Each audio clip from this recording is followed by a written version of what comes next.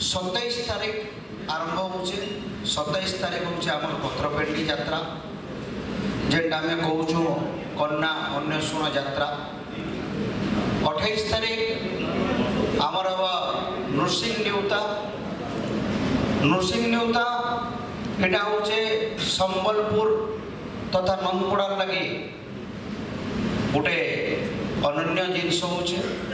गुआगंडा यात्रा जेनटा कहून अलग मैंने आम ताके नृसिंह न्यूता कहूँ 30 तारीख साखी गोपीनाथ आगमन आमर आसी जेनटा साखी गोपीनाथ आगमन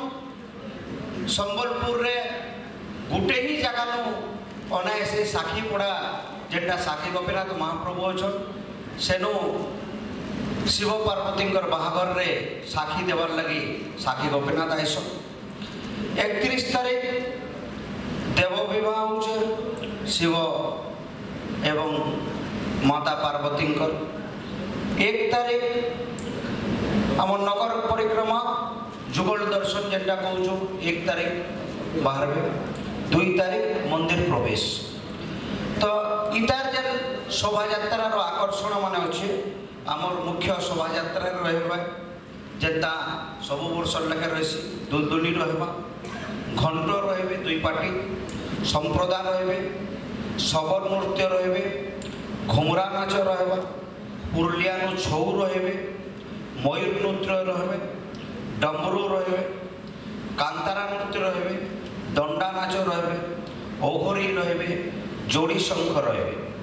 इता जेनटा बाहर आसन केरल आ गोटे पार्टी आसन तंबोला मेलम बोले गोटे आसन मुंबई लावणी आसन जेनटा इंस्टाग्राम स्टार अच्छे आउ शेर बाजा खड़गपुर नु आउसन बाघ नाच जेनटा शेर बाजा होछ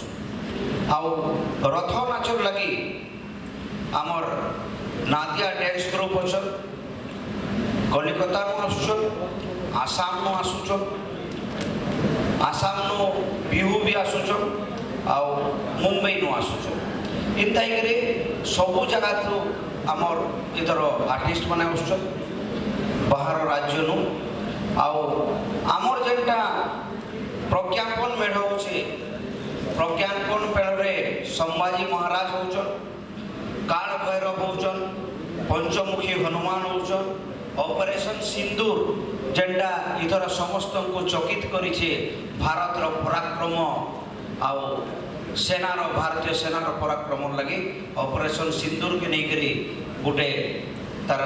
बनुचे प्रज्ञापन मेढ़ आ रामेश्वरम ये आउ इथर जेन आमर कलाकार आसबे जेहेतु शीतल षष्ठी यात्राटा गोटे कला संघर गोटे अनन्य परंपरा रही शीतल षष्ठी यात्रा कला समूहर परंपरा जेनता आम तीर्थ यात्रा कर जाऊँ सेन्ता संबलपुर शीतल षष्ठी यात्रा के सबू कलाकार माने दौड़ी आसुचन सारा भारत नु जेहेतु तांकर कला प्रदर्शन करवार तो ये कलाकार संख्या जेटा अच्छे 1800 रु 2000 कलाकार नंदपड़ा के आम आसबे आउ मुख्य आकर्षण जेनटा रहबा आमर भव्य आरती जेनटा हेबा सेटा ई वर्ष नंदपड़ा शीतल षष्ठी यात्रा कमिटीर मुख्य आकर्षण रहबा आउ आमर व्यय अटकल होचे आमर 70 लाख पाखापाखि आमर व्यय अटकल रही तो ई व्यय अटकल के आमे आखि आगे रखिक आमे आगामी दिन में काम करूँ आ